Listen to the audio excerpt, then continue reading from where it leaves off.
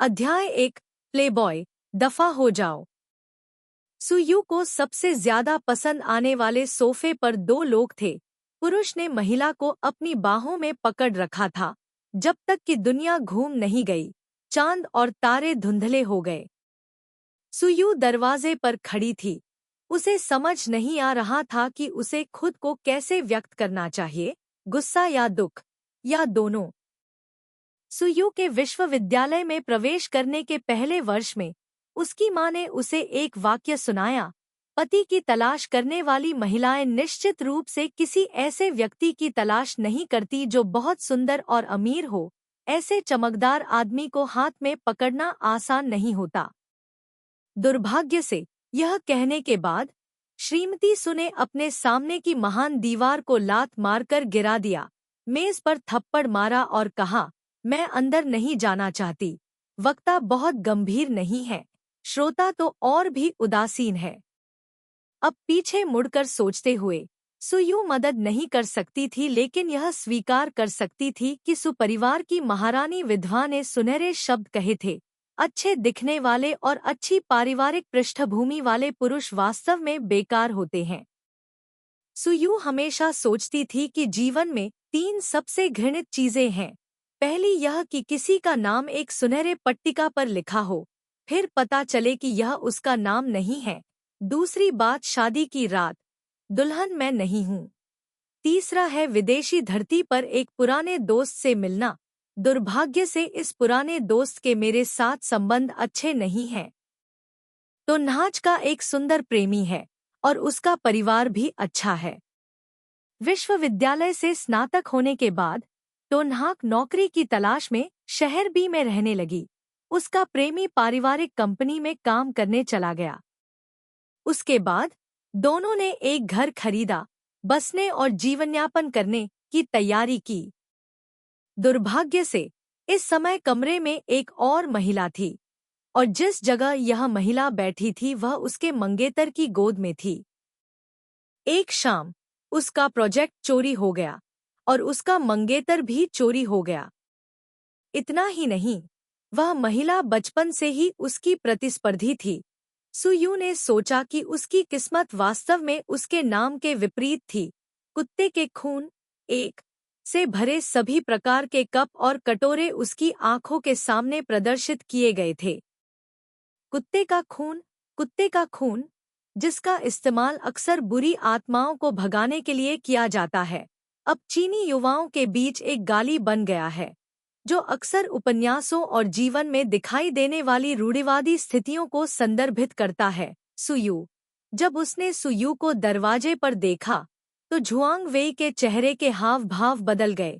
उसने तुरंत लिन क्यू को अपनी बाहों में लेकर बहुत ही सहजता से दूर धकेल दिया, उसके हाथ से सामान ले लिया। क्या तुमने कल फोन करके नहीं कहा था कि तुम कल वापस आओगे? क्या तुम यात्रा से थक गई हो? सु यू ने उसकी तरफ देखा, कुछ नहीं कहा। उसकी नजर लिन क्यू पर पड़ी जो सोफे पर थी। लिन क्यू ने अपनी खूबसूरत ठोड़ी उठाई, सुयू को देखकर धीरे से और प्यार से मुस्कुराई। सुयू, बहुत समय हो गया। लैमकी की आंखों में बहुत गर्व था। नाहक को सिरदर्द महसूस हुआ। उसे नहीं पता था कि एक महिला की नसें कितनी मोटी होनी चाहिए ताकि वह तीसरे पक्ष को सम्मान समझ सके। वह यह भी नहीं जानती थी कि इस स्थिति में निर्दोष होने का दिखावा करने के लिए एक आदमी को कितनी मोटी चमड़ी की जरूरत होती है। यह बहुत ज्यादा समय नहीं हुआ है जब से हमने यूनिवर्सिटी से स्नातक किया है। क्या हम अभी भी अक्सर एक दूसरे से नहीं मिलते थे?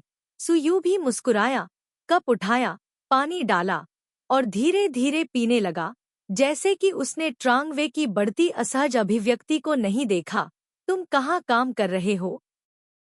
तुम्हें अभी तक पता नहीं है? लैम की ने अपनी सफेद उंगलियों से अपना मुंह ढक लिया, धीरे से मुस्कुराई, एक बेहद चुलबुली नजर प्रकट करते हुए। मैं ट्रांगवे की कंपनी में काम कर रही हूँ, वर्तमान में उनकी सहायक हूँ।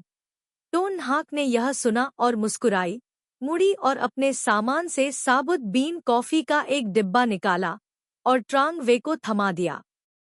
यह मेरी पसंदीदा साबुत बीन कॉफी है, ट्रांग वे ने टो नुओक के चेहरे पर मुस्कान देखी, उसका दिल धीरे धीरे शांत हो गया।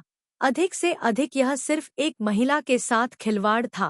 कौन सा आदमी कभी कभी थोड़ी फिजूल खर्ची नहीं करता है? इसके अलावा इस परिवार की महिला मालिक केवल सुयू होगी। यह गारंटी सुयू को संतुष्ट करने के लिए पर्याप्त होनी चाहिए। अपना सामान खींचते हुए सुयू ने अपने बालों को फेंक दिया जो उसके माथे पर गिर गए थे। अपनी ठोड़ी को थोड़ा ऊपर उठाया। ट्रांग वे, मुझे अब तुम्हारी जरूरत नहीं है। पूरे बीन कॉफी के इस डिब्बे को मेरे लिए विदाई उपहार के रूप में समझो।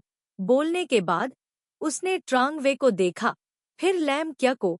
लैम क्या, यह आदमी तुम्हारे लिए है। इसके साथ खेलने में अपना समय लो। वैसे भी तुम्हें दूसरे लोगों के हाथों से छीनना पसंद है। मैंने इसे विशेष रूप से तुम्हें दिया है।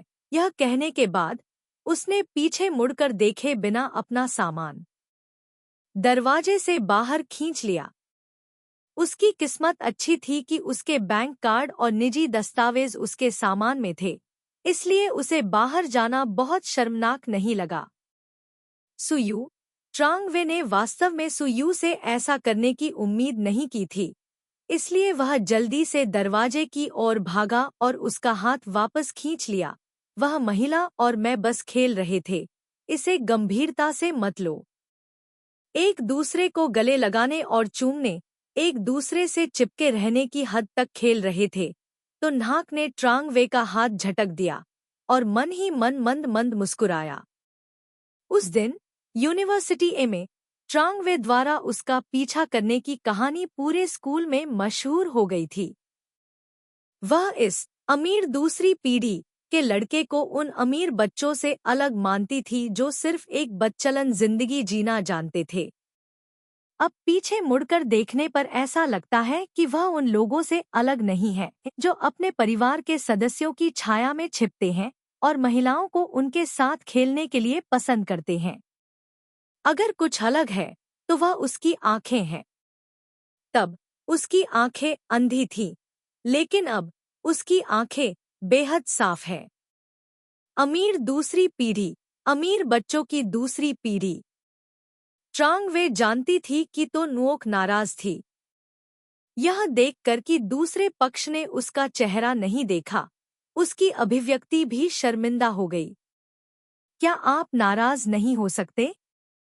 लैम क्या सिर्फ एक महिला है जो दूसरे लोगों के परिवारों में हस्तक्षेप करना पसंद करती है? वह आपकी तुलना कैसे कर सकती है? एक महिला जो दूसरे लोगों के परिवारों में हस्तक्षेप करना पसंद करती है और वह भी चाहती है, आपके पास मेरे लायक होने के लिए क्या है? सुयू ने निंदा की। लिनकी पर नजर डाली जो उसके पीछे पीछे बाहर आया। उसकी अभिव्यक्ति अत्यंत अपमानजनक थी। इसके विपरीत, मुझे लगता है कि तुम दोनों स्वर्ग में बने जोड़े हो। मेरे पास मत आओ, तुम मेरे वातावरण को प्रदूषित कर रहे हो। झुआंग वेई ने देखा कि सुयू किसी भी तरह की सख्त या नरमी को स्वीकार नहीं करने वाली थी। उसका चेहरा गुस्से से पूरी तरह पीला पड़ गया क्योंकि उसने कहा, सुयू, यह मत सोचो कि मैं तुम्हें हमेशा के लिए बर्दाश्त करूंगा। अगर तुम आज इस जगह को छोड़ देते हो तो भविष्य में वापस मत आना। सुयू ने व्यंग्यात्मक रूप से उसकी ओर देखा, मुड़ी और लिफ्ट की ओर चली गई। बटन दबाया, फिर मुड़ी और झुआंग वेई से कहा, मैं आज जा रही हूँ। भले ही तुम मुझसे भीख मांगो, मैं वापस नहीं आऊंगी। तुम कमीने कुत्ते के बच्चे को बस चले जाओ। पड़ोस से निकलने के बाद, एक टैक्सी में बैठने के बाद, सुयू ने अपना चेहरा ढक लिया। थक गई, उस समय को याद करते हुए जब वह और झुआंग वेई एक साथ थे। वह 2 साल से अधिक समय से ट्रांग वे के साथ है। विश्वविद्यालय में उसके कई दोस्त उसके जैसा प्रतिभाशाली और सुंदर प्रेमी चाहते हैं। कीमती जमीन के इस युग में ट्रांग परिवार के पास विला और एक निजी कंपनी का एक समूह है। अधिकांश महिला छात्रों की नज़र में यह एक सुनहरा कछुआ है जो दुनिया को चकाचौंध करता है। हालांकि यह सुनहरा कछुआ हर सुबह उसके लिए नाश्ता खरीदता है और हर रात उसके साथ उबाऊ स्व अध्ययन कक्ष में जाता है। अंत में वह इस अमीर दूसरे बेटे के साथ रहने के लिए सहमत हो गई, जिसे ज्यादातर लड़कियां चाहती हैं। बस अप्रत्याशित रूप से यह रिश्ता विश्वविद्यालय से स्नातक होने के ठीक 1 साल बाद इस तरह से बदल गया। वास्तव में यह अविश्वसनीय है कि सुंदर पुरुषों के पास पैसा होता है। नाहक ने उसका हाथ छोड़ दिया। खिड़की के बाहर अंधेरे को देखा। उसने अपनी आंखें थोड़ी बंद कर लीं। भविष्य में जब उसे पति मिलेगा तो उसे कोई सामान्य और ईमानदार व्यक्ति ही मिलेगा। इस दुनिया में जहां तीसरे पक्ष का बोलबाला है, कम से कम मन की शांति तो है। जैसे ही सुयू कार से बाहर निकली, उसने अपनी अच्छी दोस्त की आवाज सुनी, छोटी यू यू। उसने अपना सिर उठाकर देखा। कॉलेज की उसकी अच्छी दोस्त चेन यू मुस्कुरा रही थी और उसे देखकर हाथ हिला रही थी। सू यू की नाक में थोड़ा दर्द हुआ और वह तेजी से ट्रान nguyen की ओर बढ़ी। छोटे nguyen, मैं तुम्हें बताती हूँ, अगर एक दिन तुम मेरे नाम पर नहीं हंसोगे तो क्या तुम मर जाओगे? ट्रान nguyen ने टोन हाक के हाथ से सामान लिया और उसके गोरे चेहरे पर चुटकी ली। चलो ऊपर चलते हैं। जब वे दोनों बिस्तर पर सीधे लेट गए, ट्रान nguyen ने पूछा, तुम्हारे और ट्रांग वे के बीच क्या हुआ? टोन nguyen ने अपनी आंखें चौड़ी करके छत की ओर देखा और कहा, हमारा ब्रेकअप हो गया। जब हम वापस आए तो हमने उसे और लैम क्या को बुरी तरह लड़ते हुए देखा। यह कहने के बाद उसने एक कड़वी मुस्कान प्रकट की, तो मैंने उसे बाहर निकाल दिया। यह फिर से वही कुतिया लैम काई है। ट्रान nguyen गुस्से से उठ बैठा। तुम उस कमीने जोड़े को कुछ थप्पड़ क्यों नहीं मारते? देखते हैं वे और क्या कर सकते हैं। तो नाहक भी उसके साथ उठ बैठा, भौहें सिकोड़ते हुए। उसे मारने से मेरा हाथ चोटिल हो गया।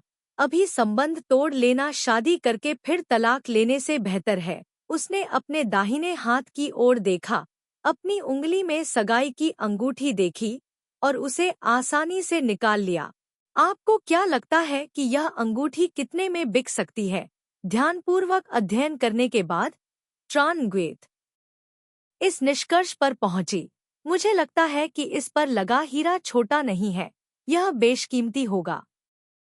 हाँ, तो नाहक ने उसकी ठोड़ी को छुआ और सोने की अंगूठी बेडसाइड टेबल पर रख दी। थोड़ी देर बाद उसने कहा, मुझे नहीं लगता कि यह बहुत बड़ा नुकसान है। क्या तुम्हें कल उसी शहर के सहपाठियों की मीटिंग के बारे में पता है? सुयू के दुखी चेहरे को देखकर ट्रान nguyen ने विषय बदल दिया और सुयू के माथे पर हाथ मारा। मैंने सुना है कि इस बार मिस्टर वेई भी आ रहे हैं। मिस्टर वेई कौन है? सुयू उलझन में थी। चेन यू ने अपना सिर हिलाना जारी रखा, इस बात पर अफसोस जताते हुए कि वह लोहे से स्टील नहीं बना सकती। वह वेई भाई, वह प्रसिद्ध व्यक्ति वेई चू जो हमसे 2 साल बड़ा है। वह वेई भाई जो बहुत स्टाइलिश है, हमेशा प्रथम श्रेणी की छात्रवृत्ति पाता है। यूनिवर्सिटी ए का सबसे सुंदर छात्र परिषद अध्यक्ष। मैंने सुना है कि उसने अब अपनी खुद की कंपनी बना ली है। हमारे स्कूल का प्रतिनिधि स्नातक बन गया है। हर बार जब चेन यू ऐसा करती तो वह सुयू को धक्का देती। उसने चेन यू के पंजे झटक दिए। वेई चू, मैं अभी भी यान झाओ हूँ। दर्दनाक जगह को रगड़ते हुए उसने शांति और उदासीनता से कहा, मैं इस लड़के को नहीं जानती। छोटे यू, लड़कों के प्रति बहुत अधिक जुनूनी होना आपकी छवि को प्रभावित करेगा। वेई चू यान झाओ युद्धरत राज्यों की अवधि के 7 महान राज्यों में से 4 हैं, जिनमें शामिल हैं क्यूई, चू यान, हान, झाओ, वेई, किन। सहपाठी सुयू, एक दिन आप समाचारों की भीड़ से मर जाएंगे। ट्रान nguyen ने दांत पीस लिए। टोन हाक ने अपनी भौहें उठाईं। ऐसी जगहों पर रहने वाले लोग जहां कोई खबर नहीं है, इन शब्दों से दबाव महसूस करेंगे। 2012 तक आप नाव पर नहीं चढ़ पाएंगे, चेन यू ने गंभीरता से कहा। सुयू ने अपनी पतली भुजाएं ऊपर उठाईं। भले ही मैंने नूह की नाव देखी हो, फिर भी मैं आगे नहीं बढ़ पाऊंगी। चेन यू ने अनिच्छा से कहा, क्या तुम सच में सीनियर वेई को नहीं पहचानते? सु यू ने चेन यू को दोषी भाव से देखा। उसे बेहद शर्मिंदगी महसूस हुई कि उसने वेई को नहीं पहचाना। क्या मुझे उसे पहचानना चाहिए? चेन यू ने अपने हाथों को माथे पर क्रॉस किया। तो क्या तुम्हें याद है कि जब तुम नए थे और स्कूल में दाखिल हुए थे तो तुम्हें लेने वाला व्यक्ति सीनियर वेई था? सु यू ने ध्यान से याद किया।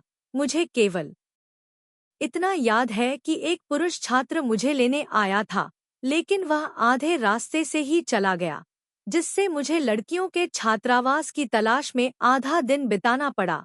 चेन यू का चेहरा सख्त हो गया। तो क्या तुम्हें याद है कि एक सेमेस्टर बाद, जब हम प्रचार विभाग में काम कर रहे थे, तो सीनियर वेई ने एक बार तुम्हारा मार्गदर्शन किया था? सु यू ने बहुत गंभीरता से याद किया। तुम्हारा मतलब उस व्यक्ति से है जिसने मेरे सूरजमुखी के चित्र को अच्छा न होने के लिए आलोचना की थी। दुर्भाग्य से वह उस व्यक्ति का चेहरा याद नहीं कर सकी। उसे केवल इतना याद था कि उसने कहा था कि उसके सूरजमुखी में कोई उत्साह नहीं है, और उसमें कोई उत्साह नहीं है। दूसरी अवधि के बारे में क्या? एक बार क्लास रियूनियन में तुम इतनी नशे में हो गई कि तुम बेहोश हो गई। तुम्हें वापस तुम्हारे कमरे तक कौन ले गया? चेन यू लगभग चीख पड़ी। सु यू ने अपनी आंखें चौड़ी करके कहा, तुमने कहा कि जिस व्यक्ति ने मुझे वापस ले जाया वह सीनियर वेई था। चेन यू ने देखा कि सु यू ने आखिरकार अपना दिमाग खोला और खुशी से कहा, तुम्हें याद है? सु यू ने जोर से सिर हिलाया। मुझे याद है कि जब मैं अगले दिन उठी तो मेरे सिर पर एक बड़ी गांठ थी। क्या यह वही था जिसने मुझे फेंक दिया था? सु यू ने अपने दिल में आह भरी। सुंदर और अमीर आदमी वाकई भरोसेमंद नहीं होते, वरना उसका सिर धक्कों से भरा नहीं होता। चेन यू निराश थी। उसने सु यू के सिर पर थपथपाया। सो जाओ, छोटी सी। सु यू ने चेन यू के कंधे पर थपथपाते हुए उसे दिलासा दिया। ठीक है, अच्छा बनो। अब सुंदर पुरुषों के बारे में मत सोचो। कल मैं तुम्हारे साथ कपड़ों की खरीदारी करने जाऊंगी। ठीक है। चुननगुएत चुप रही, तो नाक की ओर देखा, लेट गई, कंबल से खुद को ढक लिया, अपनी आंखें बंद कर लीं। उसकी हरकतें सहज और धारा प्रवाह थीं। अध्याय 2। जीवन हमेशा बहुत रूढ़िबद्ध होता है। नाहक, मुझे तुम पसंद हो। झुआंग वेई की मुस्कान सर्दियों के सूरज की तरह चमकीली थी। ब्रांडेड सूट पहने हुए, साथ ही उसके पीछे महंगी स्पोर्ट्स कार, वह वास्तव में किंवदंती में एक सफेद घोड़े पर सवार राजकुमार की तरह लग रहा था।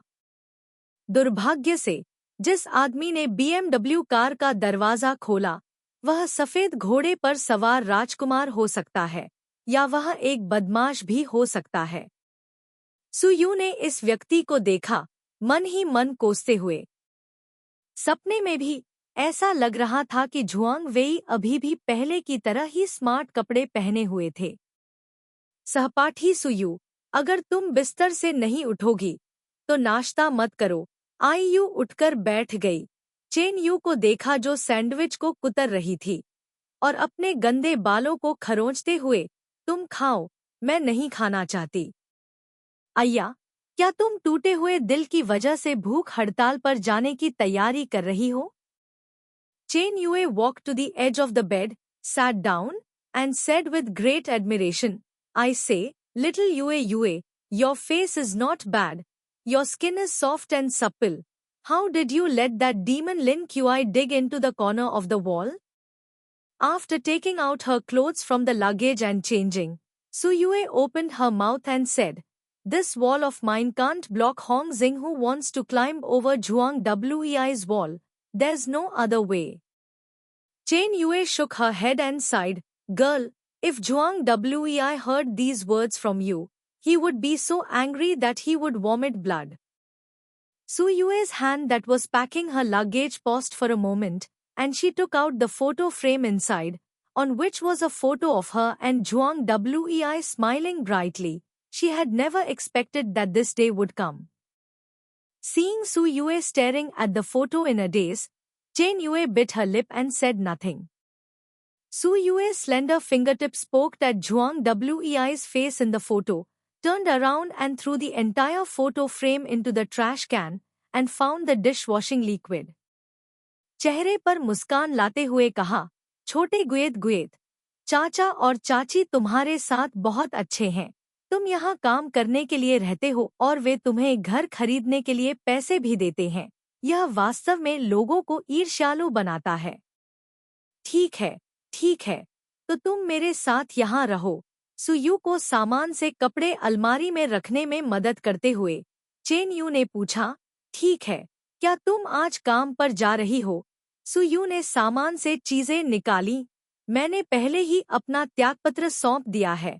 चेन यू ने यह नहीं पूछा कि क्या हुआ, उसने बस सुयू को कपड़ों के प्रत्येक सेट को सावधानी से रखने में मदद की। यह अच्छी बात है, मेरे पिताजी की कंपनी में काम करो। कंपनी हाल ही में नए कर्मचारियों की भर्ती कर रही है। सुयू को आखिरकार टूथपेस्ट और टूथब्रश मिल गया। यह सुनकर उसने अपना सिर उठाया और चेन यू की ओर देखा। यह अच्छी बात है, जो कोई भी मुझे आपकी कंपनी में नहीं आने देगा। मैं उनके वरिष्ठों से मदद मांग सकती हूँ। इतना कहकर वह मुस्कुराई और बाथरूम में चली गई। ट्रान गुएत ने देखा कि टोन हाक बाहर जा चुकी है और उसके चेहरे की मुस्कान धीरे धीरे गायब हो गई। वह जानती थी कि टोन हाक उन चुलबुली लड़कियों जैसी नहीं है। चाहे कुछ भी हो जाए, वह रोएगी या हंगामा नहीं करेगी। लेकिन पिछले 2 दिनों में जो कुछ हुआ, उसे सहना भी मुश्किल था। नौकरी नहीं रही, बॉयफ्रेंड धोखा दे रहा है, ये सब किसी के साथ भी हो सकता है। वे इसे आसानी से स्वीकार नहीं कर सकते। टोन हाक को अक्सर अपने फैसलों पर पछतावा होता है। उदाहरण के लिए उसने कहा कि वह ट्रान गुएत के साथ बाहर जाएगी। उसने 10 सेंटीमीटर ऊंची एड़ी के जूते पहने और हवा की तरह हल्के से फिसलते हुए ट्रान गुएत को देखा और अपने मुंह के कोने को हिलाए बिना नहीं रह सकी। वे दोनों लड़कियां थीं, लेकिन ऊंची एड़ी के जूते पहनने के सिर्फ 1 घंटे बाद ही उसकी रीढ़ और कमर क्यों ढीली हो गई। कितनी शर्मनाक बात है। छोटी नाक, इस शर्ट के बारे में क्या? तुम्हारा फिगर खराब नहीं है, तुम इसमें बहुत खूबसूरत लगोगी। चेन यू ने एक हल्के रंग के कोट की ओर इशारा किया और अपने बगल में बैठी सेल्सवुमन से कहा, इसे उसे ट्राई करने के लिए दे दो। सुयू ने आलस से चेन यू को खींचा। बहन चेन, महारानी डोवगर चेन, मैंने आपकी पसंद के अनुसार पहले ही 2 सेट कपड़े खरीद लिए हैं, कृपया मुझे छोड़ दें। चेन यू ने कोट को सुयू की बाहों में दबा दिया, मुस्कुराते हुए कहा, मेरी प्यारी, मैं आपको शहर के स्कूल के पुनर्मिलन में शानदार तरीके से पेश करूंगी। भले ही वह छोटा शैतान लिन क्यू या वह नीच आदमी झुआंग वेई दिखाई दे, आपको इस बहन के लिए मंच वापस लेना होगा। सुयू ने अपने मुंह के कोने को हिलाया, अपने भाग्य को स्वीकार कर लिया, कपड़े को गले लगाया और ड्रेसिंग रूम में चली गई। उसकी आत्मा को पीड़ा होने के बाद उसका शरीर भी यातना दे रहा था। श्री वेई, यह सहयोग देखो। जो व्यक्ति बात कर रहा था वेई सुने विनम्रता से मुस्कुराते हुए अपनी नजरें हटा ली और कॉफी का एक घूंट लेने के बाद कहा, मिस्टर वांग की कीमत थोड़ी कम है, यह वास्तव में मुझे शर्मिंदा महसूस कराता है। कीमत पर चर्चा करना आसान है, वक्ता ने मुस्कुराते हुए कहा, अगर नहीं तो चलिए इस उत्पाद के बारे में थोड़ी और चर्चा करते हैं। वेईसु ने सिर हिलाया, उसकी आंखों के कोने खिड़की से बाहर देख रहे थे, उसकी आंखों में कुछ गहरा और कठोर पिघल रहा था। महाराज, चलिए थोड़ी देर आराम करते हैं। एक कॉफी शॉप के पास से गुजरते हुए सुयू अंततः खुद को और अधिक नहीं रोक सकी और बिना रुके सड़क पर लगे लैंप पोस्ट से लिपट गई। मैं अब शॉपिंग पर जाने के बजाय फटे पुराने कपड़े पहनकर स्कूल रियूनियन में जाना पसंद करूंगी। ट्रान गुएत ने नाहक के सिर पर थपथपाया। अच्छा बनो, पहले अगली दुकान पर जाओ, फिर मैं तुम्हें खाने के लिए बाहर ले जाऊंगा। तुमने यह 5 बार कहा है, सुयू ने कड़ी निंदा की। चेन यू की मुस्कान अभी भी फीकी नहीं पड़ी। बेशक, आप लैंपपोस्ट को गले लगा सकते हैं और जाने नहीं दे सकते। मैं अकेले ही खाना खाने जाऊंगी। सुयू ने खुद को भाग्य के भरोसे छोड़ दिया, लैंपपोस्ट को छोड़ दिया और महारानी डोवगर चेन के पीछे एक जूते की दुकान में चली गई। इस समय लिन क्यू और झुआंग वेई से मिलना वास्तव में एक स्टीरियोटाइपिकल दुर्घटना थी। सुयू ने सोचा कि वह किसी को एक उबाऊ और घटिया नाटक करते हुए देख रही है। सभी प्रकार की बकवास साजिशें थी और वह खुद भी इस नाटक में एक अभिनेत्री थी जिसमें कोई रचनात्मकता नहीं थी। उसने झुआंग वेई को देखा जो लिन क्यू के जूते पहनने के लिए झुक रहा था। उसकी आंखें प्यार से भर गईं। अचानक उसे अपने पेट में तेज दर्द महसूस हुआ। भौहें सिकोड़ ली, लेकिन फिर भी इस जूते की दुकान में भाग गई। चेन यू ने झुआंग वेई और लिन क्यू को देखा। अन्य दो को पूरी तरह से अनदेखा करते हुए वह सुयू के पास चली गई। एक जोड़ी जूते उतारे। छोटी यू, इन्हें पहनो। तुम्हारे पैर बहुत सफेद हैं। इन्हें पहनना निश्चित रूप से बहुत अच्छा रहेगा। यह सुंदर है, लेकिन मुझे नहीं पता कि मेरे पास इसे खरीदने के लिए पैसे हैं या नहीं।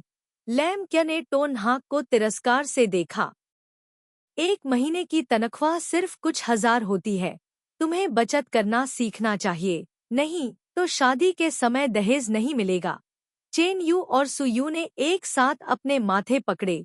क्या इस महिला को मूर्ति नाटक में दुष्ट महिला सहायक चरित्र की तरह अभिनय करने की जरूरत थी? इस तरीके ने वाकई लोगों को अवाक कर दिया। सुयू ने अपना चेहरा घुमाया ताकि यह दिखा सके कि वह इस महिला को नहीं जानती। दुर्भाग्य से दूसरे पक्ष ने स्पष्ट रूप से सोचा कि उसने ठीक से अभिनय नहीं किया है और बोलना जारी रखा। मैंने सुना है कि कल रात स्कूल के दोस्तों की एक बैठक है, इसीलिए वेई मुझे जूते खरीदने ले गया। क्या तुम लोग भी स्कूल के दोस्तों की बैठक में शामिल होना चाहते हो? बोलने के बाद उसकी बाह अभी भी झुआंग वेई की बाह पर थी। संतुष्टि में सिर। ठीक है, सुयू से एक प्रतिक्रिया प्राप्त किए बिना अचानक शर्मिंदा महसूस कर रहे लिन क्यूई ने कहा। उसके चेहरे को गर्म किया गया। वह मदद नहीं कर सकती थी, लेकिन गुस्से में अपना मुंह खोलती है। सुयू, आपके प्रेमी ने आपको डंप किया था। आप कुछ भी नहीं कहते थे। एक बेटा, एक रात नहीं था स्वर्ग में। मैंने उदारता से उन दोनों को बनाया। आप अभी भी संतुष्ट नहीं। उनके बगल में अन्य ग्राहक भी थे। सुयू की बातें सुनकर वे सभी लिन क्यू और झुआंग वेई की ओर देखने लगे, तीसरे पक्ष और धोखेबाज आदमी के प्रति बड़ी उत्सुकता दिखाते हुए। आखिरकार इस दिन और युग में तीसरे पक्ष ने लोगों को बहुत कोसा है। आखिरकार वास्तविकता कोई क्यों याओ उपन्यास नहीं थी। प्यार कोई अजय चीज नहीं थी। झुआंग वेई की अभिव्यक्ति बदसूरत हो गई। वह खड़ा हुआ और सुयू की ओर चला गया। सुयू, उपद्रव मत करो। सुयू के शब्दों ने लोगों को वाकई शर्मिंदा कर दिया। सुयू ने अपनी तर्जनी उंगली हिलाई। ट्रांग वे, मैं कोई हंगामा नहीं कर रही हूँ। मैं लैम क्या को स्वामित्व हस्तांतरित करने की घोषणा कर रही हूँ। मैं भी तुम्हारे जैसे आदमी की वजह से ऐसी जगह पर अपना संयम नहीं खोना चाहती। यह कहने के बाद उसने अपने पास बैठे ट्रान गुएत से कहा, ट्रान गुएत, चलो। अगर वह नहीं जाती तो उसे डर था कि वह आइडल ड्रामा की अभिनेत्री की तरह लोगों को थप्पड़ मार देगी। आखिरकार अभिनेत्री की तरह अजय आईक्यू होना एक डरावनी बात थी। जूते की दुकान से बाहर निकलकर ट्रान गुएत ने चिंतित भाव से टोन हाक की ओर देखा, लेकिन दूसरे पक्ष के हाव भाव अभी भी वही थे। किसी भी तरह की नाराजगी नहीं दिखाते हुए पास के एक रेस्तरां में चले गए। मिस, आज मैं मेहमानों को दावत दे रहा हूँ। आप क्या खाना चाहेंगी? जिनसेंग, शार्क फिन, अबालोन, चिड़िया का घोंसला। सुयू ने चेन यू को उम्मीद भरी निगाहों से देखा। क्या ये सब ठीक है? चेन यू ने मुस्कुराते हुए कहा, दरवाजे से बाहर निकलो और दीवार से 3 बार टकराओ। सुयू उलझन में थी। क्या उस दीवार में कोई जादुई बात है? चेन यू मुस्कुराई। नहीं, इस तरह से तुम्हारे दिमाग में भ्रम पैदा हो जाएगा। महारानी डोवगर चेन, तुम्हारा परिवार बहुत अमीर है। नाहक की निंदा की गई। क्या तुम इस बेचारे दिल टूटे हुए व्यक्ति को सांत्वना नहीं दे सकते? चेन यू के हाव भाव में कोई बदलाव नहीं आया, इसीलिए मैंने तुम्हें ग्रिल्ड गोभी के बजाय ग्रिल्ड पसलियां खाने के लिए आमंत्रित करने का फैसला किया। सुयू ने रेस्तरां में प्रवेश किया, अपने हाथों में रखी चीजें नीचे रखीं और गुस्से से कहा, महारानी ड्वागर चेन, तुम बहुत कंजूस हो। चेन यू ने गर्व से कहा, इसीलिए मेरे पास पैसे हैं। सुयू ने चुपचाप मेज पर रखे खीरे के 2 मुफ्त टुकड़े खा लिए। खाना बहुत जल्दी परोसा गया। हालांकि यह जिनसेंग और अबालोन जैसा नहीं था, फिर भी इसे बुरा नहीं माना गया। सुयू ने जल्दी से मांसल पसलियों का एक टुकड़ा ग्रिल किया। सुयू, तुम बहुत पेटू हो। चेन यू ने सुयू की उपस्थिति को देखा। उसकी सारी चिंताएं उसके द्वारा अवशोषित हो गईं। अन्य लोग जो दिल टूट गए थे, वे नशे में थे और रोते थे, लेकिन जब यह सुयू की बारी थी, तो वह खा सकती थी, सो रही थी, और उसका जीवन अभी भी उतना ही आरामदायक था जितना कि एक गौमोमी अभिव्यक्ति के साथ। उसने कुछ भी नहीं कहा। उसने सिर्फ पसलियों के एक और टुकड़े को ग्रिल किया और सुयू के कटोरे में देखा। उसकी आंखें एक अर्धचंद्राकार चंद्रमा के आकार में घुमावदार हो गईं।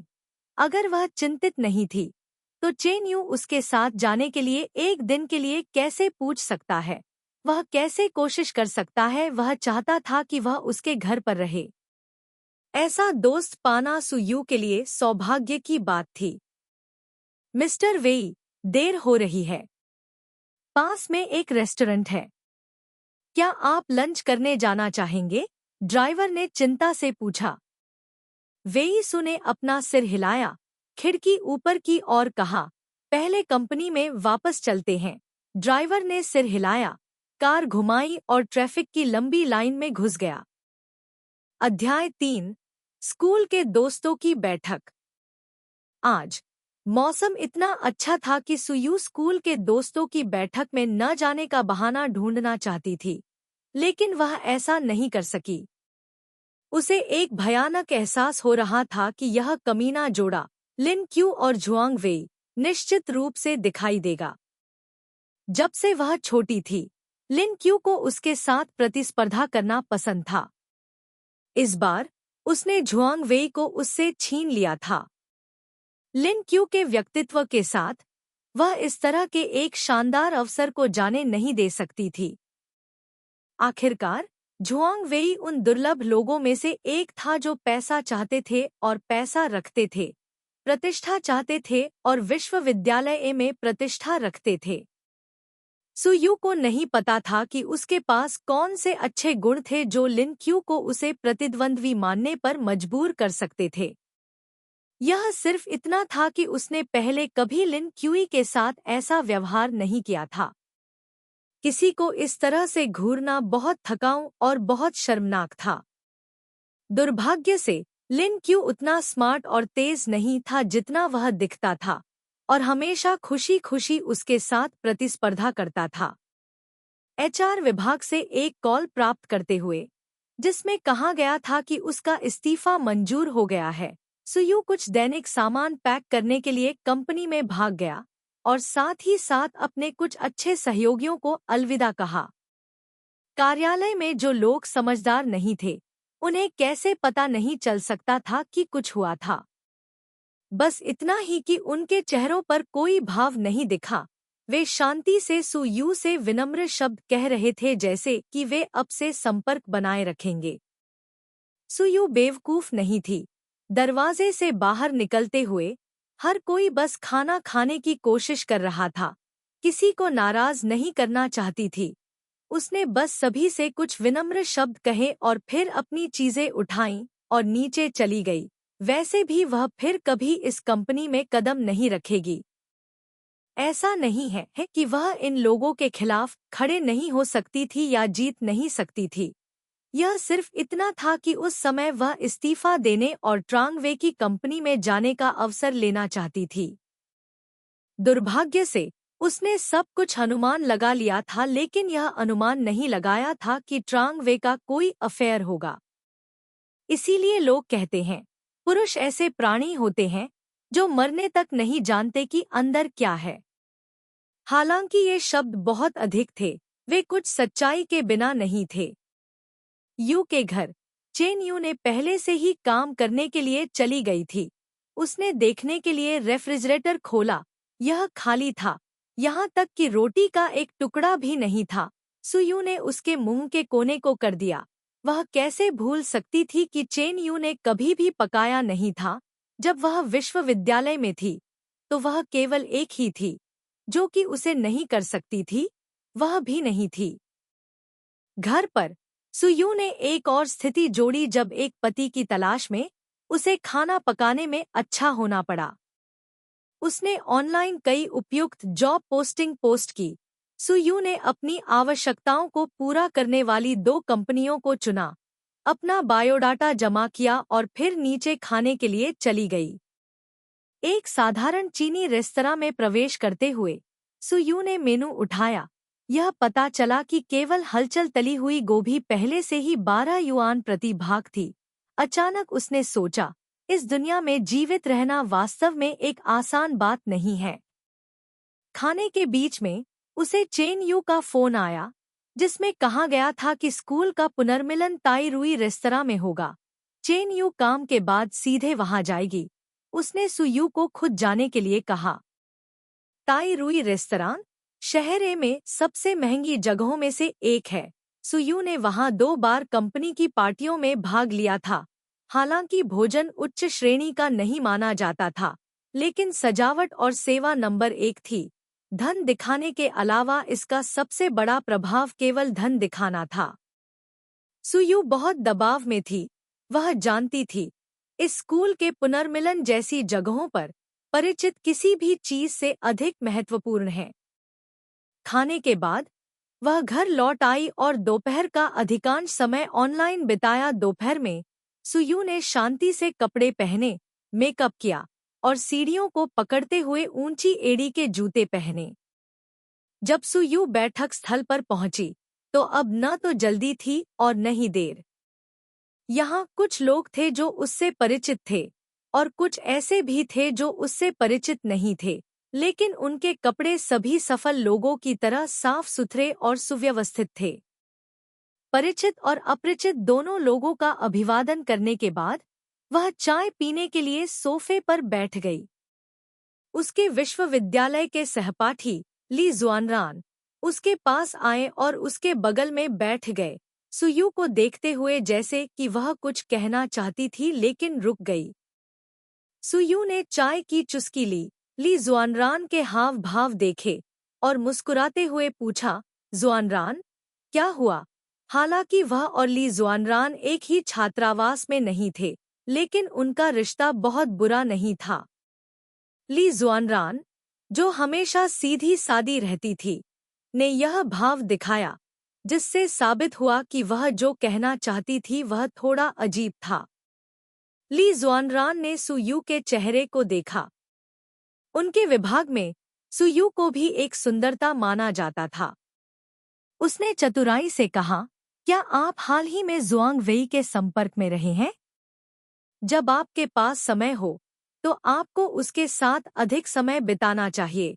वह जिस जगह काम करती थी वह ट्रांग वे की कंपनी से ज्यादा दूर नहीं थी और उसने कई बार ट्रांग वे की कार में एक महिला को बैठे देखा था। सुयू अजीब तरह से मुस्कुराई, उसका दिल थोड़ा दुख रहा था। उसे उम्मीद नहीं थी कि ट्रांग वे के अफेयर के बारे में दूसरों को लंबे समय से पता था, लेकिन वह पतले कपड़े से अंधी हो गई थी। ली हुएन निम की शक्ल देखकर वह शायद इस बात पर पछता रही थी कि उसका डायमंड मैन किसी और ने चुरा लिया है। अपने दिल की कड़वाहट को छिपाते हुए सुयू ने अपना कप नीचे रख दिया। उसने और मैंने सुयू के बोलने से पहले उसने ली जुआनरान के चेहरे के हाव भाव बदलते देखे, क्योंकि वह उसके बगल में बैठी थी। उसने अपना सिर घुमाया और देखा कि लिन क्यू झुआंग वेई के गले में हाथ डाले उसकी ओर आ रहा था। रास्ते में वह अंतरंग इशारे कर रही थी, जैसे कि उसे डर था कि लोगों को पता न चले कि वे दोनों प्रेमी हैं। क्या यह हमारे विभाग का प्रसिद्ध झुआंग वेई नहीं है? यहाँ के लोगों में से किसी ने ट्रांग वे को पहचान लिया। क्या उसकी प्रेमिका प्रबंधन विभाग के फूलों में से एक नहीं है? तो नाक, तुम लोगों ने बदलाव क्यों किया? जैसे ही इस व्यक्ति ने बोलना समाप्त किया, उसकी नजर तुरंत सुयू पर पड़ी, आधी उत्सुकता, आधी दया और थोड़ी सी खुशी भी। भले ही ये नजरें मजाक कर रही हों या दया, इन सब ने यहाँ के माहौल को अजीब बना दिया। जब जुआंग वेई ने सुयू का पीछा किया, तो स्कूल के कई लोगों को पता था कि आज सिंड्रेला, जो सफलतापूर्वक राजकुमारी में बदल गई थी, उसे धूल में फेंक दिया गया था। निश्चित रूप से ऐसे लोग होंगे जो उसका मजाक उड़ाएंगे। जुआंग वेई ने उदासीनता से लिन क्यू को अपना हाथ खींचने दिया। उसकी नज़र सुयू की ओर थी। उसने भी भीड़ से वह वाक्य सुना। सुयू को अपना सिर नीचे करते हुए देखकर एक पल के लिए उसका मूड थोड़ा जटिल हो गया। वह तो नाक को पसंद करता था, अन्यथा वह उसका इतनी तीव्रता से पीछा नहीं करता। लेकिन कोई भी पुरुष ऐसी प्रेमिका को बर्दाश्त नहीं कर सकता जो उसके साथ 2 साल से डेटिंग कर रही हो और दोनों ने केवल गले मिलकर चुंबन लिया हो, अंतिम कदम नहीं उठाया हो। वह एक मनुष्य है, संत नहीं। सुयू बहुत स्वतंत्र था। वह यह भी नहीं जानता था कि सुयू वास्तव में उससे प्यार करती है या नहीं। ठीक वैसे ही जैसे अभी वह स्पष्ट रूप से वहां बैठी थी, लेकिन मैं उसके विचारों को नहीं देख पाया। ट्रांग वे की अनुपस्थित चित्त नजर को देखते हुए लैम क्या ने अपनी आस्तीन खींची, अपना सिर उसके कंधे पर टिकाया, मुस्कुराया और उसे अपने कुछ विश्वविद्यालय के दोस्तों से मिलवाया। उसके चेहरे पर गर्व की झलक थी। एक तीसरा व्यक्ति होने के बावजूद भी इतना गर्व महसूस करना।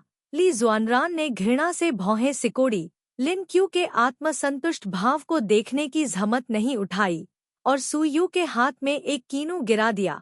आप हाल ही में कैसे रहे हैं? सुयू जानती थी कि ली जुआनरान उसका ध्यान भटकाना चाहती थी, कहीं वे 2 लोग उसके मूड को प्रभावित न करें। इसलिए उसने इस चिंता को स्वीकार कर लिया। आपके पास खाने पीने की चीजें हैं, क्या बात है?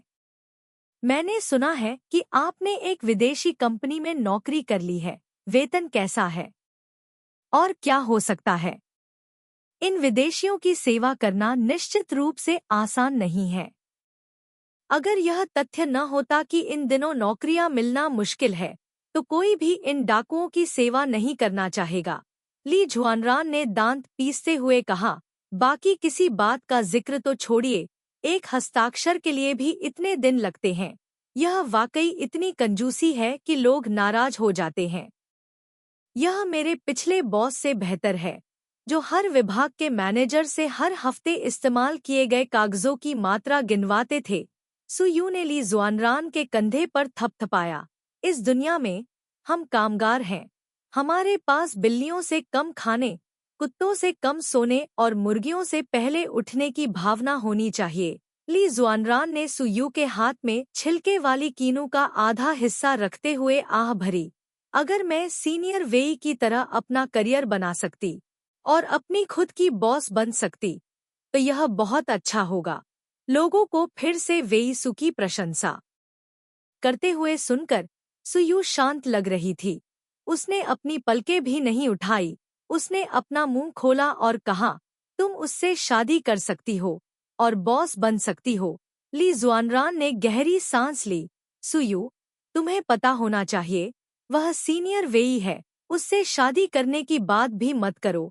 अगर मैं उससे कुछ शब्द कह सकती हूँ, तो यह मेरे लिए सम्मान की बात होगी। सुयू के हाव भाव नहीं बदले। उसने कीनू का आधा हिस्सा अपने मुंह में रख लिया, यह दिखाते हुए कि उसे इस महान व्यक्ति के बारे में कोई राय नहीं थी। वह आमतौर पर उन पुरुषों के बारे में कोई राय नहीं रखती थी जिनके पास बहुत सारे थे। महिला चिंतित थी। सुयू, आज तुम अच्छे मूड में हो। लिन क्यू ने झुआंग वेई को अपने पास बैठा लिया, जानबूझकर उसकी उंगली पर अंगूठी लहराई। हीरे की अंगूठी ने दीपक के नीचे एक आकर्षक रोशनी दी। सुयू ने अपने हाथ पोंछने के लिए एक रुमाल निकाला। लिन क्यू के उकसावे से अधीर लग रहा था। थोड़ा भौहें सिकोड़ते हुए कहा, तुम सच में मेरे खराब मूड का इंतजार कर रहे हो? ऐसा कैसे हो सकता है? हम एक दूसरे को इतने सालों से जानते हैं। बेशक मैं आशा करता हूँ कि तुम एक अच्छा जीवन जियो। लिन क्यूई मुस्कुराया और सुयू के सामने टेंगेरिन पील पर मुस्कुराया। मैंने सुना है कि बहुत अधिक टेंगेरिन्स खाने से आपको गर्म हो जाएगा। आपको कम खाना चाहिए। लिन क्यूई की अभिव्यक्ति तुरंत कड़ा हो गई। ली जुआनरान के हाथ में टेंगेरिन को देखकर वह जानती थी कि उसने उसे छुआ है। उसने अपने होठों को छीन लिया और मुस्कुराया। यह स्वाभाविक है।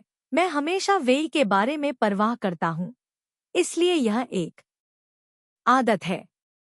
मुझे जुआंग वेई के साथ जाने के लिए दोषी ठहराया। आसपास के सभी लोग उन दोनों की ओर मुड़े। ट्रांग वे ने सुयू के शर्मिंदा भाव को देखा, अपना मुंह खोले बिना नहीं रह सका और बोला, जियो क्यूई।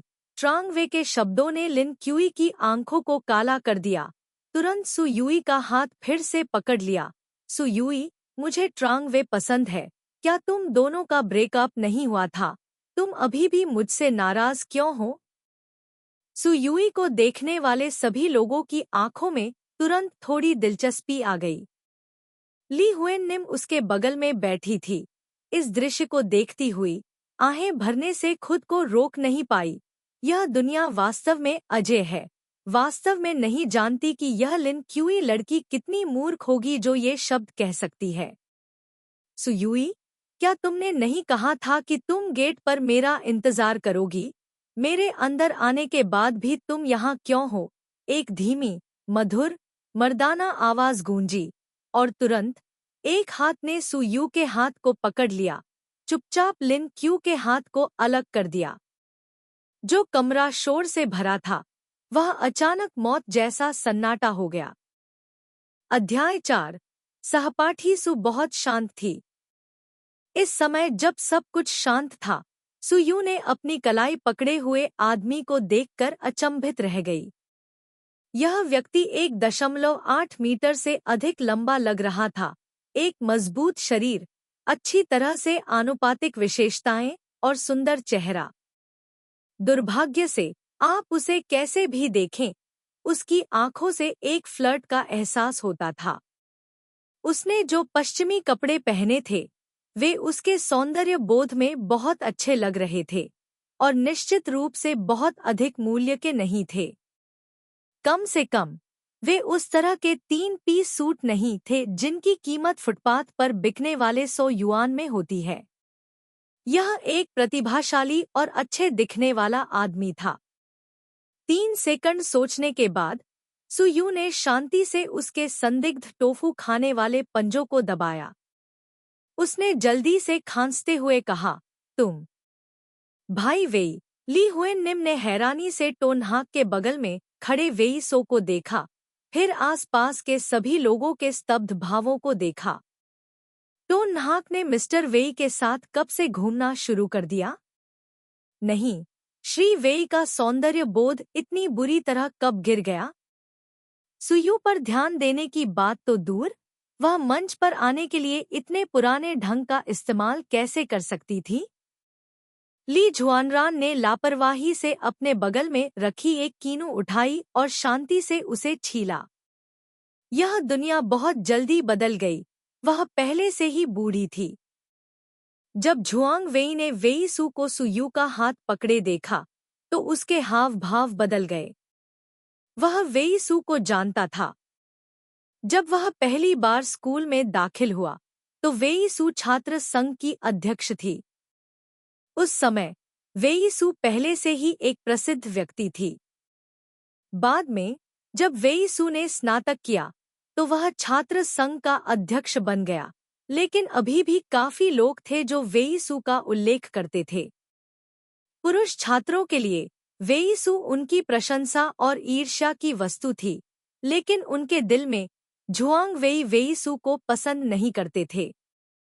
जो कोई भी दूसरों से ऊपर होने का आदी था, वह अंत में दूसरों से तुलना करने लगेगा, जिससे लोग दुखी हो जाते थे। हालांकि सुयू ने कुछ नहीं कहा, लेकिन उपस्थित सभी लोग अब उस पर दया नहीं, बल्कि सभी प्रकार की ईर्ष्या और जलन से देखते थे। तुम वेई, मुझे उम्मीद नहीं थी कि मैं तुम्हें यहाँ देखूंगा। ट्रांग वे खड़े हो गए। उनके मुंह के कोने हमेशा मुस्कुराते रहते थे। उन्होंने अपना हाथ आगे बढ़ाया। बहुत दिनों से नहीं मिले। मिस्टर वेई अभी भी पहले की तरह ही सुंदर हैं। वेईसू ने विनम्रता से ट्रांग वे से हाथ मिलाया, फिर विनम्रता से पूछा, आप कौन हैं? ट्रांग वे के चेहरे पर मुस्कान सख्त हो गई। वह 2 महीने से यूनिवर्सिटी में था और मशहूर हस्तियों में से एक बन गया था। उसने उम्मीद नहीं की थी कि इस समय वेईसू सीधे तौर पर ऐसा पूछेगा, जिससे वह शर्मिंदा हो गया।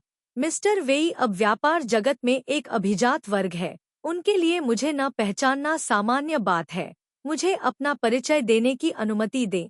मैं आपसे 2 साल छोटा जूनियर हूँ। मेरा नाम ट्रांग वे है।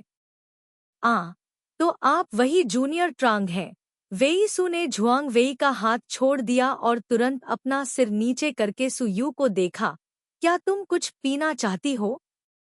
मैं तुम्हारे लिए ले आता हूँ। ली जुआनरान ने एक कीनू को अपने मुंह में ठूंसा और आहें भरने से खुद को नहीं रोक सका। यह जुआंग वेई उनमें से एक प्रतिभाशाली व्यक्ति माना जा सकता था, लेकिन सीनियर वेई के सामने वह केवल बुरी तरह विफल हो सकता था।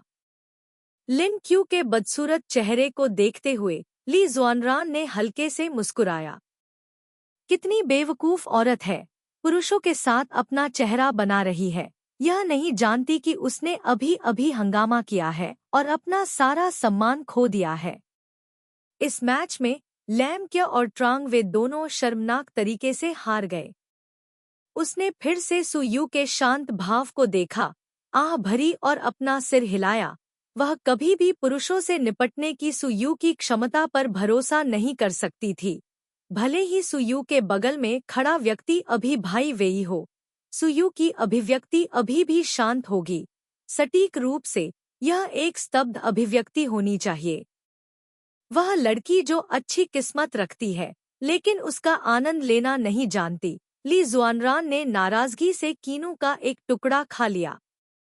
सुयू को समझ में नहीं आया कि स्कूल की इस प्रसिद्ध हस्ती ने अचानक उसकी मदद क्यों की, लेकिन वह कोई ऐसी नहीं थी जो नहीं जानती थी कि क्या हो रहा है। भले ही वह इस समय दूसरे पक्ष के उद्देश्य को नहीं जानती हो, वह उस व्यक्ति के लिए मुश्किल नहीं बनाएगी जिसने अभी उसकी मदद की है। वह वेईसू पर मुस्कुराई, मुझे प्यास नहीं है, धन्यवाद। बोलने के बाद उसने अपना बैग सोफे पर उठाया। सब लोग बात करो, मैं थोड़ी देर के लिए बाथरूम जाऊंगी। वेईसू ने सुयू की पीठ की ओर देखा, अपने हाथ जेब में डाले और डबल सोफे के एक तरफ बैठ गया। बहुत जल्दी एक सहपाठी उनका अभिवादन करने के लिए आया और उनके साथ खुशी से बातें करने लगा। तो सुयू मिस्टर वेई को जानती है। लैमकी ने आधे से ज्यादा मुस्कुराया और आधे से वीसू की तरफ नहीं देखा जो अपने सहपाठियों से घिरी हुई थी। उसकी आंखों में थोड़ी चिंता थी। सुयू हमेशा ऐसी ही थी। जब भी उसे लगता कि वह जीत गई है, तो वह उसे बहुत जोर से लात मारती थी। सुयू, सुयू। लिन क्यू ने अपने दिल में नाराजगी जताई, उठकर कमरे से बाहर चली गई और अगले दरवाजे के बाथरूम की ओर चली गई। बाथरूम के दरवाजे में घुसते हुए सुयू ने आखिरकार फिर से आह भरी। उसने खुद को आईने में देखा। हालांकि उसकी शक्ल बहुत बुरी नहीं थी, लेकिन वह ऐसी खूबसूरती नहीं थी जो किसी देश या शहर को गिरा सके। अगर यह कहा जाए कि वेईचू को उससे पहली नज़र में प्यार हो गया था और उसे उस पर तरस आया इसलिए उसने उसे उसके दुख से बचाया, तो उसे यह कहना बेहतर होगा कि वह अभी इस पर विश्वास करे, बाहर जाए और लॉटरी टिकट खरीदे और 5 मिलियन युआन जीत जाए। अपना बैग खोलते हुए उसने चेन यू को कॉल करने के लिए अपना फोन निकाला, लेकिन लिन क्यू को अंदर आते देखा। इस छोटी सी जगह में सुयू ने लिन क्यू को अनदेखा किया, पीछे मुड़ी और जाने वाली थी। सुयू, कोई आश्चर्य नहीं कि तुम झुआंग वेई को लात मारकर इतनी खुश हो। यह पता चला है कि तुमने वेईचू को फंसा लिया है। तुम वास्तव में बहुत साधन संपन्न हो। लिन क्यूई ने मेकअप करते हुए आईने की ओर रुख किया और घृणा से कहा, तुम हमेशा ऐसी ही रहती हो, एक मजबूत महिला होने का दिखावा करती हो, लेकिन अंदर से तुम वास्तव में किसी भी अन्य महिला से अलग नहीं हो। सुयू रुक गई। लिन क्यूई को खुशी से देखा, अपनी छाती के सामने अपनी बाहों को पार किया और कहा, लिन क्यूई, अगर तुम्हें झुआंग वेई पसंद है तो अपने मुंह पर थोड़ा और ध्यान दो। तुम झुआंग वेई के सामने ऐसा कर रही हो, क्या तुम्हें डर नहीं है कि वह तुम्हें पसंद नहीं करेगा? लैम काई ने लिपस्टिक अपने बैग में रखी और अपने बाल ठीक किए। पुरुष ऊपरी तौर पर तो कहते हैं कि उन्हें कुलीन महिलाएं पसंद है, लेकिन वास्तव में कौन नहीं देखना चाहता कि महिलाएं उसके लिए लड़े? जितनी अधिक महिलाएं उसके लिए लड़ती हैं, वह उतना ही खुश होता है। ट्रांग वे का अफेयर क्यों हुआ? क्या इसलिए नहीं कि वह बहुत ज्यादा तर्कसंगत थी? इस तरह के आदमी ज्यादातर महिलाओं का सम्मान करने का दिखावा करते हैं, लेकिन उनके दिल में उम्मीद होती है कि महिलाएं उनके स्नेह के लिए लड़ेंगी। कितना घमंडी! टोन हाक ने बिना कुछ कहे लैम की को देखा। उसे वास्तव में लैम की से ये शब्द कहने की उम्मीद नहीं थी, लेकिन एक खास कोण से लैम की ने जो शब्द कहे वे सभी अनुचित नहीं थे। हालांकि दूसरा पक्ष अपना मूल्य कम कर रहा था, लेकिन इस दुनिया में वास्तव में ऐसे पुरुष हैं जो महिलाओं को अपने स्नेह के लिए लड़ते देखना पसंद करते हैं, तभी वे अपना आकर्षण साबित कर सकते हैं।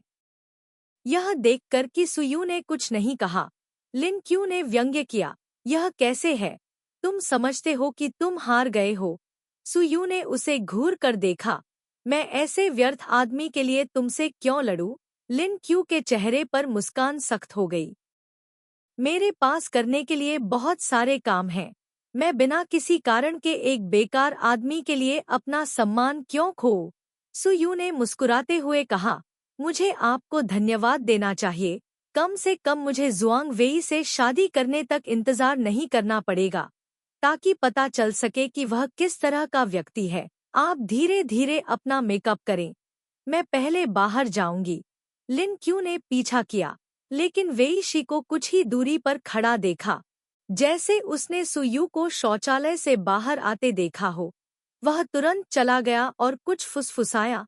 वह शौचालय के दरवाजे पर खड़ी थी। उसकी अभिव्यक्ति कई बार बदल रही थी। जैसे ही वह जाने वाली थी, उसने झुआंग वेई को भी बाहर आते देखा। सुयू को केवल तभी सिरदर्द महसूस हुआ जब उसने वेई सू को देखा, और जब उसने झुआंग वेई को देखा तो उसका पेट फिर से दर्द करने लगा। उसने उन दोनों को सिर हिलाया। हालांकि उसने झुआंग वेई के साथ संबंध तोड़ लिया था, फिर भी उसे इस स्थिति में एक दोस्ताना भाव बनाए रखना था। जब वेई सू ने झुआंग वेई को बाहर आते देखा, तो वह एक कदम आगे बढ़ा और सुयू के बगल में खड़ा हो गया। वह सुयू के बाईं ओर खड़ा था, जो बहुत सुरक्षात्मक भावना दे रहा था। बस इस हरकत ने ट्रांग वे को रोक दिया। नाहक तक झुआंग वेई ने वेई सू की ओर देखा। चलो निजी तौर पर बात करते हैं। झुआंग वेई के शब्दों को सुनकर सुयू की मुस्कान अब और नहीं रह सकी। मुझे नहीं पता कि हमारे बीच और क्या कहना है। झुआंग वेई, तुम्हारी गर्लफ्रेंड मेरे ठीक पीछे है। अगर तुम्हारे पास कुछ है तो उसे बताओ। झुआंग वेई ने कुछ कदम दूर खड़ी लिन क्यू की ओर देखा, अपनी नजर हटा ली और आत्महीनता से कहा, तुम हमेशा ऐसी ही रहती हो, इतनी तर्कसंगत कि इससे लोग अपने आप पीछे हट जाते हैं। आखिर में किस तरह का व्यक्ति तुम्हें खुद को बदलने के लिए तैयार कर सकता है। यह सुनकर सुयू बहुत खुश हुई। उस दिन जब झुआंग वेई उसका पीछा कर रहा था, उसने कहा कि उसे उसकी दृढ़ता, उसकी तर्कसंगता बहुत पसंद है। आज जब उनके रिश्ते में समस्याएं आईं, तो उसने पलटकर दूसरी महिला की तलाश की। कारण वही था जो उस साल था, क्योंकि वह बहुत तर्कसंगत थी। जो व्यक्ति उसके लिए वास्तव में अच्छा है, वह उसे खुद को बदलने नहीं देगा। वेई सू ने महसूस नहीं किया कि यहाँ खड़े होना और उन दोनों की बातों को सुनना गलत था, और न ही वह उन्हें बाधित करने के लिए शर्मिंदा महसूस कर रहा था। पूरे दिन बस दूसरों को आपके लिए बदलना चाहता था। यह स्वार्थी है, प्यार नहीं करता है, जैसे कि वह वेई से संकीर्ण है। वह बहुत अच्छा है, जो कि वह बहुत अच्छा लगा, जो कि लोगों को घुसने के लिए है। अरे, बेहतर या बदतर के लिए आपको मुझे कुछ कहने देना होगा। महिला, हम पहले ही टूट चुके थे। मेरा व्यक्तित्व कुछ ऐसा नहीं है जिसे आपको न्याय करने की आवश्यकता है। मैं तो नाहक आकाश पर भरोसा करता हूँ, धरती पर भरोसा करता हूँ, खुद पर भरोसा करता हूँ। लेकिन ऐसा एक भी दिन नहीं आया जब मुझे लगा हो कि मुझे जीवित रहने के लिए तुम्हारी जरूरत है। मुझे लगता है कि तुम बहुत ज्यादा सोचते हो। यह कहने के बाद उसने ट्रांगवे के पीले चेहरे को अनदेखा किया, अपनी ऊंची एड़ी के जूते पहने और इत्मीनान से चली गई। वेई सू ने तब तक इंतजार किया जब तक कि टोन हाक दूर नहीं चला गया। फिर भावनाहीन रूप से ट्रांगवे को देखा, उसके पीछे जाने के लिए अपने पैर उठाए। वे, चलो साथ में अंदर चलते हैं, पार्टी शुरू होने वाली है। लैमकी ने मुस्कुराते हुए ट्रांगवे की बाह को गले लगाया। अभी अभी मैंने अपने सहपाठियों से खास तौर पर कहा था कि वे अपने पसंदीदा व्यंजन ऑर्डर करें, ताकि आप यहाँ का खाना चख सकें। अगर यह स्वादिष्ट होगा तो हम बाद में फिर आएंगे। ट्रांगवे ने लैमकी पर नजर डाली, कुछ नहीं कहा, बस पलटकर कमरे में चला गया।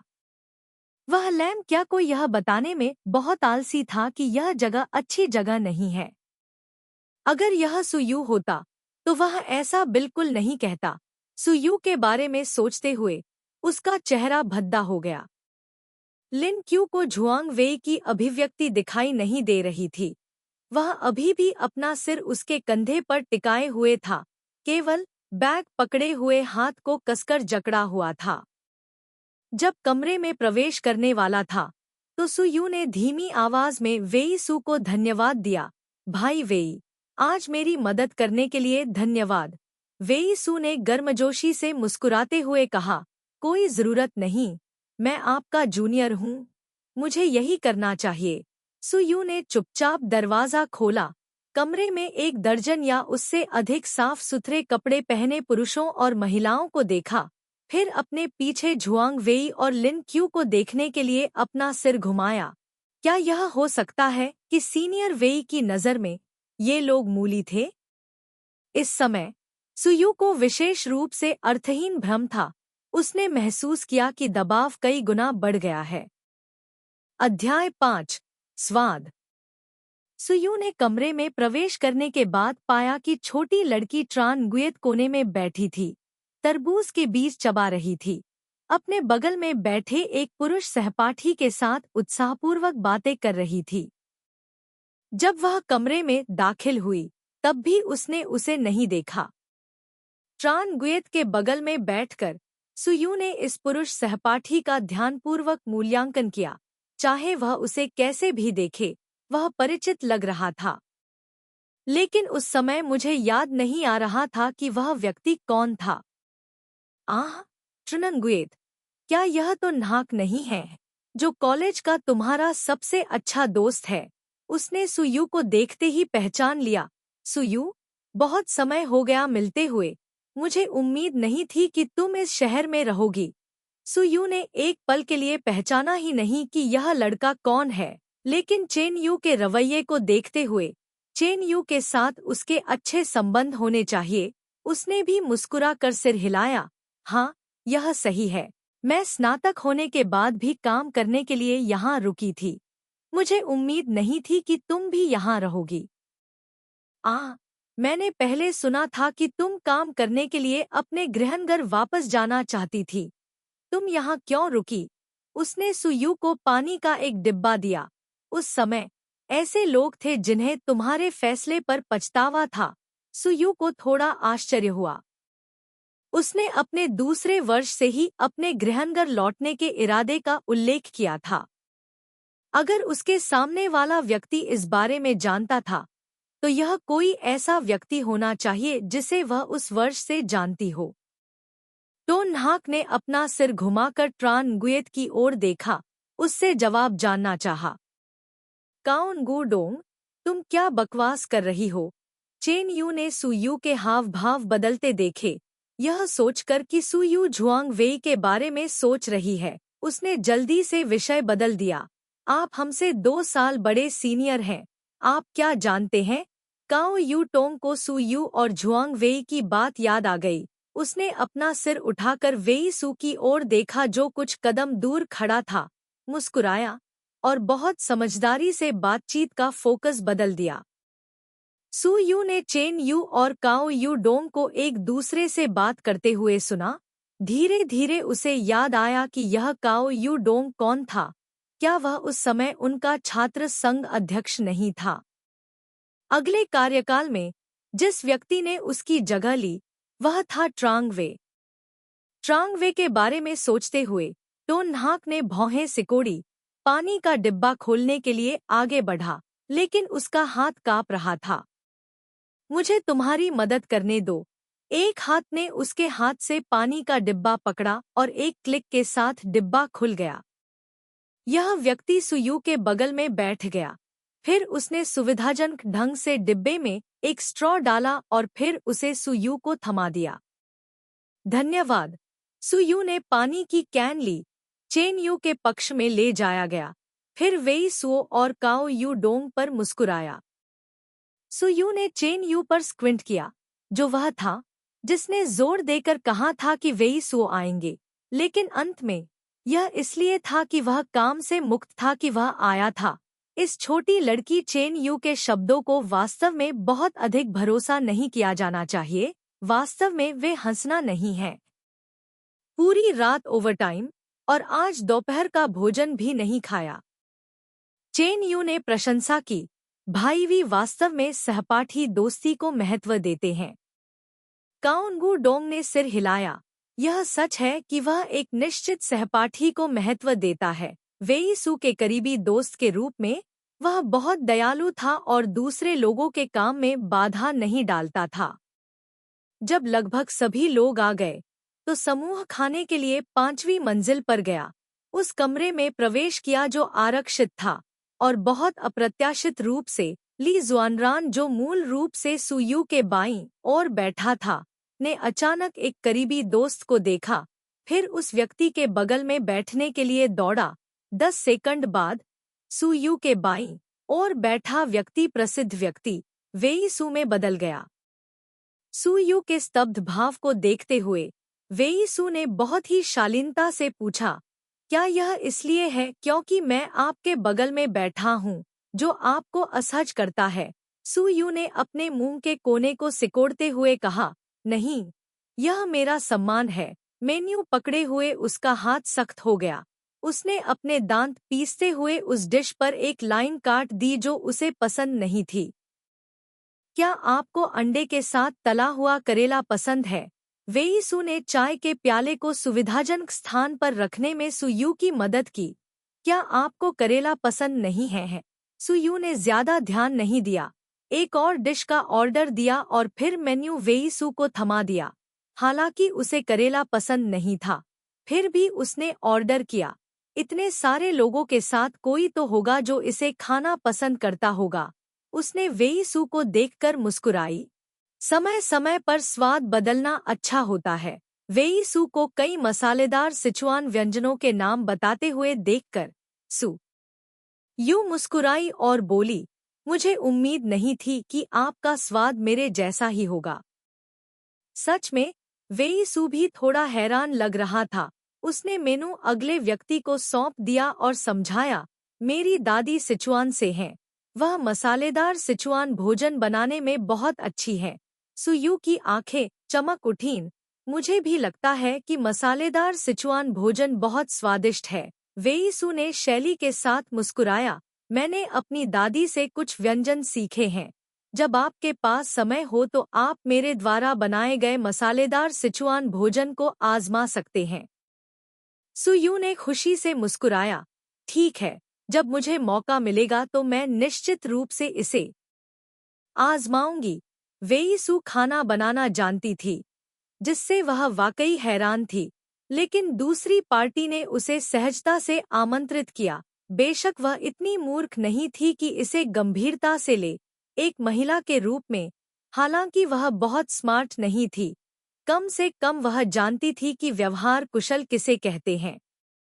वेईसू ने देखा कि सुयू ने इसे गंभीरता से नहीं लिया, इसलिए उसने उसे आमंत्रित करना जारी नहीं रखा और विषय बदल दिया। मैंने चेन यू से सुना है कि आपने अपनी नौकरी छोड़ दी है। क्या आप मेरी कंपनी में काम करने में रुचि रखते हैं? सुयू हैरान रह गई, फिर तुरंत मुस्कुराई और मना कर दिया, धन्यवाद श्री वेई, मैं हाल ही में नौकरी खोजने की जल्दी में नहीं हूँ। चलो इसे धीरे धीरे करते हैं और देखते हैं कि यह कैसे होता है। इतना कहने के बाद उसने अपने दिल में दांत पीस लिए। ट्रान गुएत का यह मुँह देर सबेर उसे सील करना ही पड़ेगा। हालांकि उसकी पिछली नौकरी में ज्यादा पैसे नहीं मिलते थे, वह दूसरी सहपाठियों की तरह नहीं थी। उसे किराया और दूसरी चीजें चुकानी पड़ती थी। उसने कुछ पैसे भी बचाए, साथ ही ऑनलाइन उपन्यास लिखने का उसका शौक था। उसने कुछ पॉकेट मनी भी कमा ली। अस्थायी तौर पर 3 महीने मौज मस्ती करना कोई समस्या नहीं थी। वेईसू के निमंत्रण के बारे में वह पहले तो थोड़ा हैरान हुई, फिर तुरंत समझ गई कि यह सहपाठियों के बीच एक विनम्र निमंत्रण है। उसे इसे गंभीरता से लेने की जरूरत नहीं है। भले ही वह वास्तव में वेईसू की कंपनी में प्रवेश करना चाहती हो, उसे प्रवेश के लिए औपचारिक रूप से साक्षात्कार देना होगा। वरिष्ठ कनिष्ठ संबंध पर निर्भर नहीं होना चाहिए। काओ यू डोंग चेन यू के साथ बैठा था, उसकी ठुड्डी को सहलाते हुए कह रहा था, चेन यू, क्या तुम्हें लगता है? वेईसू ने आज बहुत बात की और खूब हंसी भी। चेन यू ने पीछे देखने के लिए अपनी आंखें उठाईं। इस समय वेईसू सुयू को चम्मच पोंछने में मदद कर रही थी। उसने ध्यान भटकाते हुए अपनी नजर हटा ली। वास्तव में हमने जो देखा वह एक भ्रम था, नाक। उस बेवकूफ ने वीसो को उसके लिए ऐसा करने की हिम्मत दी। क्या उसने सोचा था कि वीसो एक पुरुष छात्र था जो उसका पीछा कर रहा था? उस बेवकूफ के दिमाग में क्या है? खाना बहुत जल्दी परोसा गया। व्यंजन बहुत नाजुक थे। सुयू ने एक बहुत ही सुंदर नाम, यिंती वान लू, वाला व्यंजन चुना। वास्तव में यह सिर्फ सेमवई का सलाद था। खाने के बाद उसने शांति से अपनी चॉपस्टिक रख दी। इस रेस्टोरेंट के व्यंजनों के नाम अभी भी सुंदर थे, लेकिन स्वाद पहले जैसा ही था, बहुत अच्छा नहीं। अगले व्यंजन परोसे जाने लगे। दिखने में अभी भी सुंदर था, लेकिन स्वाद वास्तव में वही था। गुई डिंग जियांग शान सूप का स्वाद उबलते पानी जैसा था। यू याओ लोंग मेन में मछली का स्वाद नहीं था, और नमकीन मछली का व्यंजन यू यू बाओ या कुछ और वास्तव में बहुत अच्छा नहीं था। सुयू के लिए मेज पर सबसे अच्छा व्यंजन सिर्फ अचार वाली गोभी का कटोरा था। कम से कम जब उसने इसे खाया तो उसे अभी भी गोभी का स्वाद महसूस हो रहा था।